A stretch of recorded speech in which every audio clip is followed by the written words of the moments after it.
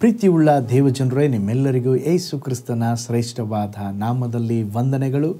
Shalom, ನಿಮಗೆ ಸಮಾಧಾನವಾಗಲಿ. ಈ ದಿನ ದೇವರ ವಾಕ್ಯದ ಜ್ಞಾನಕ್ಕಾಗಿರುವಂಥ ವಿಷಯ, ವೈರಿಯನ್ನು ಎದುರಿಸಿ ಪ್ರಾರ್ಥಿಸಿರಿ.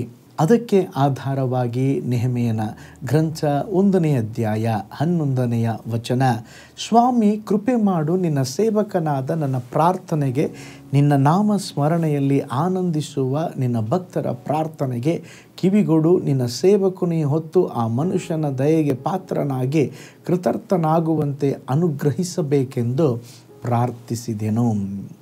ನೋಡ್ರಿ, ನೆಹೆಮೀಯನು ಕರ್ತನಿಗಾಗಿ ಆಲಯವನ್ನು ಅಥವಾ ಯೆರೂಸಲೇಮಿನ ಪೌಳಿ ಗೋಡೆಯು ಕಟ್ಟಲು ಪ್ರಾರಂಭಿಸಿದಾಗ ಅವನಿಗೆ ಅನೇಕ ತಡೆಗಳು, ವಿರೋಧಗಳು ಬಂದವು. ಯಾವ ಸಮಯದಲ್ಲಿ ಕರ್ತನಿಗಾಗಿ ಮಹತ್ತಾದ ಕಾರ್ಯಗಳನ್ನು ಮಾಡಲೇಬೇಕೆಂದು ನೀವು ಪ್ರಯತ್ನಿಸ್ತೀರೋ ಆ ಎಲ್ಲ ಸಮಯಗಳಲ್ಲಿ ನಿಮ್ಮ ಜೀವಿತದಲ್ಲಿ ವಿರೋಧತ್ವಗಳನ್ನು, ತಡೆಗಳನ್ನು ನಾವು ಸಂಧಿಸಬೇಕಾಗುತ್ತದೆ. ಒಂದು ವೇಳೆ ನಿಮ್ಮ ಜೀವಿತದಲ್ಲಿ, ಸೇವೆಯಲ್ಲಿ ತಡೆಗಳೇ ಇಲ್ಲವಾದರೆ ನೀವು ನಿಮ್ಮನ್ನು ಪರಿಶೋಧಿಸಿ ನೋಡಿಕೊಳ್ಳ್ರಿ. ನಿಜವಾದ ದೇವ ಭಕ್ತನಿಗೆ ಹೋರಾಟಗಳು ಇದ್ದೇ ಇರುತ್ತದೆ. ಸ್ತೋತ್ರ. ದೇವ ಮಕ್ಕಳಿಗೆ ಹೋರಾಟ ಇದ್ದೇ ಇರುತ್ತದೆ. ನೋಡ್ರಿ, ನೆಹೆಮೀಯನು ದೇವಾಲಯದ ಪ್ರಾಕಾರಗಳನ್ನು ಕಟ್ಟಲು ಆರಂಭಿಸಿದ ಕೆಲವೇ ದಿನಗಳಲ್ಲಿ ಬಹಳ ವಿರೋಧ ಉಂಟಾಯಿತ್ರಿ. ನೆಹೆಮೀಯನಿಗೆ ವಿರೋಧವಾಗಿ ಸನ್ಬಲ್ಲಟನು, ಟೋಬೀಯನು ಎದ್ದು ನಿಂತರು. ಸತ್ಯವೇದ ಹೇಳುತ್ತದೆ, ನೆಹೆಮೀಯನ ಗ್ರಂಥ 2:10ನೇ ವಚನ, ಇಸ್ರಾಯೇಲರ ಹಿತಚಿಂತಕನೊಬ್ಬನು ಬಂದನೆಂಬ ವರ್ತಮಾನವು ಹೋರೋನಿನ ಸನ್ಬಲ್ಲಟನಿಗೂ ಆಮೋನ್ ದೇಶದವನಾದ ಟೋಬೀಯ ಎಂಬ ದಾಸನಿಗೂ ಮುಟ್ಟಿದಾಗ ಅವರು ಬಹಳವಾಗಿ ಹೊಟ್ಟೆ ಕಿಚ್ಚು ಪಟ್ಟರು. ಸೈತಾನನು ದೇವ ಮಕ್ಕಳಿಗೆ ಶತ್ರುವಾಗಿದ್ದಾನೆ.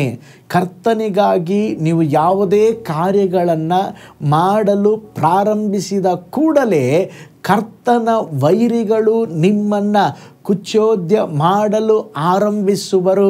ನಿಮ್ಮನ್ನು ಮುಟ್ಟಾಳರು, ಮೂಢರು, ಬದುಕಲಾರದವರು ಎಂಬುದಾಗಿ ಅವರು ನಿಂದಿಸಬಹುದು. ಆಹಾ, ಭಕ್ತಿಯ ಬೆಕ್ಕನ್ನು ನೋಡು, ಸೇವೆಯಂತೆ ಸೇವೆ, ಎಂಥ ಸೇವೆ ಮಾಡ್ತಾ ಇದ್ದಾರೆ ಇವರು, ಸೇವೆ ಮಾಡಿದ್ರೆ ಪ್ರಪಂಚ ಉದ್ಧಾರ ಆಗುತ್ತಾ ಎಂಬುದಾಗಿ ಏನೇನೋ ಹೇಳಿ ಜನ ನಮಗೆ ವಿರೋಧವಾಗಿ ನಿಂತುಕೊಳ್ಳಬಹುದು. ಕೆಲವರು ಹೇಳ್ಬೋದು, ಇವನಿಗೆ ಹುಚ್ಚಿಡಿದಿದೆ, ಸೇವೆಯಲ್ಲಿ ಸೇವೆ ಸೇವೆ ಸೇವೆ ಅಂತೇಳಿ ಜನರು ನಮ್ಮನ್ನು ಪರಿಹಾಸ್ಯ ಮಾಡಬಹುದು.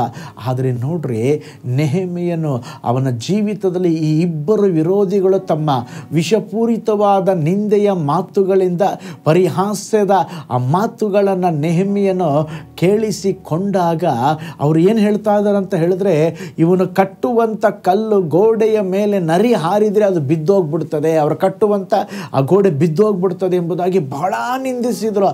ಬಹಳ ಅವರ ಕುರಿತಾಗಿ ತಪ್ಪಾಗಿ, ಅವರ ಕುರಿತಾಗಿ ಸ್ತೋತ್ರ ಅವರನ್ನು ಅವಮಾನಿಸಿದರು. ಆದರೆ ನೆಹೆಮೀಯನು ಏನು ಮಾಡಿದನೆ ಗೊತ್ತಾ? ಜಗಳ ಆಡ್ಲಿಕ್ಕೆ ಹೋಗಲಿಲ್ಲರಿ. ನನಗೆ ಹಿಂಗೆ ಹೇಳ್ತೀರಾ ಅಂತೇಳಿ ಅವನು ಹೋರಾಟ ಮಾಡಲಿಕ್ಕೆ ಹೋಗಲಿಲ್ಲ. ಅವನೇನು ಮಾಡ್ದ ಗೊತ್ತಾ? ಮೊಣಕಾಲ ಹಾಕಿದ, ಪ್ರೇಯರ್ ಮಾಡಲಿಕ್ಕೆ ಸ್ಟಾರ್ಟ್ ಮಾಡ್ದ. ನೆಹೆಮೀಯನ ಗ್ರಂಥ 4ನೇ ಅಧ್ಯಾಯದಲ್ಲಿ ನೋಡ್ರೆ ಒಂದು ಅದ್ಭುತವಾದ ಪ್ರಾರ್ಥನೆ ಮಾಡ್ತಾ ಇದ್ದಾನೆ. ಸ್ವಾಮಿ, ಅವ್ರು ನಮ್ಮನ್ನು ಹೀಯಾಳಿಸುತ್ತಾ ಇದ್ದಾರೆ, ನಮ್ಮ ಕೂಗನ್ನು ಕೇಳ್ರಿ, ನಿಂದೆಯನ್ನು ಅವರ ತಲೆ ಮೇಲೆ ಬರಮಾಡ್ರಿ, ಅವರು ದೇಶ ಭ್ರಷ್ಟರಾಗಿ ಸೂರ್ಯ ಹೋಗುವಂತ ಮಾಡ್ರಿ, ನಮಗೆ ಒಂದು ಜಯವನ್ನು ಕೊಡ್ರಿ ಎಂಬುದಾಗಿ ಪ್ರಾರ್ಥನೆ ಮಾಡಿದಾಗ ದೇವರು ಅದ್ಭುತ ಮಾಡಲಿಕ್ಕೆ ಆರಂಭಿಸಿದರು. ಆ ಪರಿಹಾಸ್ಯದ ಸಮಯದಲ್ಲಿ ಎಷ್ಟೇ ತಡೆಗಳಿದ್ದರೂ ಸಹ, ಆ ನಿಂದೆಗಳ ಮಧ್ಯದಲ್ಲಿ ಎಷ್ಟೇ ಹೋರಾಟವಿದ್ದರೂ ಅವೆಲ್ಲವುಗಳನ್ನು ನೆಹೆಮೀಯನು ತೀವ್ರವಾಗಿ ಪ್ರಾರ್ಥಿಸಿ ನಿಲ್ಲಲಿಕ್ಕೆ ದೇವರಿಂದ ಕೃಪೆಯನ್ನು ಹೊಂದಿಕೊಂಡನು. ಪ್ರೀತಿಯುಳ್ಳ ದೇವಜನರೇ, ನಿಮ್ಮ ಜೀವಿತದಲ್ಲಿ ಕೂಡ ವಿರೋಧತ್ವಗಳಿದೆ. ನಿಮಗೆ ಆಗದೇ ಇರುವವರು ನಿಮ್ಮ ವಿರೋಧವಾಗಿ ಏನಾದರೂ ಮಾಡಿಸ್ಬೇಕೆಂಬುದಾಗಿ ಅನೇಕ ವೈರಿಗಳು ಎದ್ದಿರಬಹುದಾ? ನೀವೇನು ಮಾಡಬೇಕು? ಸುಮ್ಮನೆ ಕೂತ್ಕೋಬೇಡ್ರಿ, ನೆಹೆಮೀಯನ ಹಾಗೆ ಪ್ರಾರ್ಥಿಸಿರಿ. ನೀವು ಪ್ರಾರ್ಥಿಸುವಾಗ ಶತ್ರುವಿನ ಪ್ಲ್ಯಾನನ್ನು ದೇವರು ಮುರಿದು ಹಾಕುತ್ತಾರೆ. ಹಲ್ಲೆಲೂಯ. ತಪ್ಪು ಹೊರಿಸುವ ಆತ್ಮನನ್ನು ಎದುರಿಸಿ ಪ್ರಾರ್ಥಿಸಿರಿ. ಸ್ತೋತ್ರ. ಆಗ ನಿಮಗೆ ಜಯ ನಿಮ್ಮದಾಗ್ತದೆ. ಪ್ರಾರ್ಥನೆ ನಿಮ್ಮ ಎದುರಾಳಿಗಳನ್ನು ಗೆಲ್ಲುವಂತೆ, ಅವರ ಬಾಯಿ ಮುಚ್ಚುವಂತೆ ಕರ್ತನು ನಿಮಗೆ ಕೃಪೆಯನ್ನು ಅನುಗ್ರಹಿಸ್ತಾರೆ. ನೀವೇನು ಮಾಡಬೇಕು ಗೊತ್ತಾ? ನೀವು ಪ್ರೇಯರ್ ಮಾಡಬೇಕು. ನಿಮ್ಮ ವೈರಿಗಳು ಹೆಚ್ಚಾಗುವಾಗ, ಓ ಸ್ತೋತ್ರ, ಅವರು ನಿಮಗೆ ವಿರೋಧವಾಗಿ ಎದ್ದೇಳುವಾಗ ಮೌನವಾಗಿರದೆ, ಆ ಕಾರ್ಯಗಳನ್ನೇ ಚಿಂತಿಸದೆ ದೇವ ಸಮ್ಮುಖದಲ್ಲಿ ಪ್ರಾರ್ಥಿಸಿರಿ. ನಿಶ್ಚಯವಾಗಿ ದೇವರು ನಿಮ್ಮ ತಲೆ ತಗ್ಗಿದ ಸ್ಥಳದಲ್ಲಿ ನಿಮ್ಮ ತಲೆ ಎತ್ತಿ ನಡೆಯುವಂತೆ ದೇವರು ಕೃಪೆಯನ್ನು ಅನುಗ್ರಹಿಸ್ತಾರೆ. ಪ್ರಾರ್ಥನೆ ಮಾಡಿಕೊಳ್ಳೋಣ.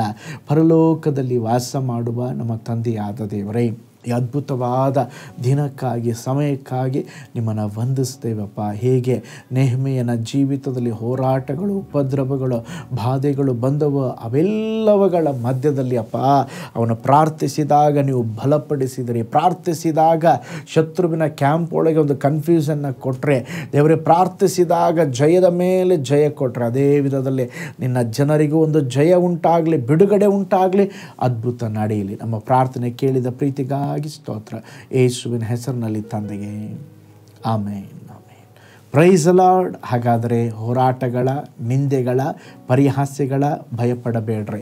ನೆಹೆಮೀಯನಾಗಿ ಪ್ರಾರ್ಥಿಸಿರಿ. ದೇವರು ಎಲ್ಲದರ ಮೇಲೆ ನಿಮಗೆ ಜಯವನ್ನು ಕೊಡುವರು. ಕರ್ತನು ನಿಮ್ಮನ್ನು, ನಿಮ್ಮ ಕುಟುಂಬವನ್ನು ಆಶೀರ್ವದಿಸಲಿ. ನಾಳೆ ಮತ್ತೊಂದು ದೈನಂದಿನ ಧ್ಯಾನದಲ್ಲಿ ನಾನು ನಿಮ್ಮನ್ನು ಸಂಧಿಸ್ತೇನೆ. ನಾನು ನಿಮ್ಮ ಪ್ರೀತಿಯ ಸೇವಕ pastor Paul Joy. God bless you all.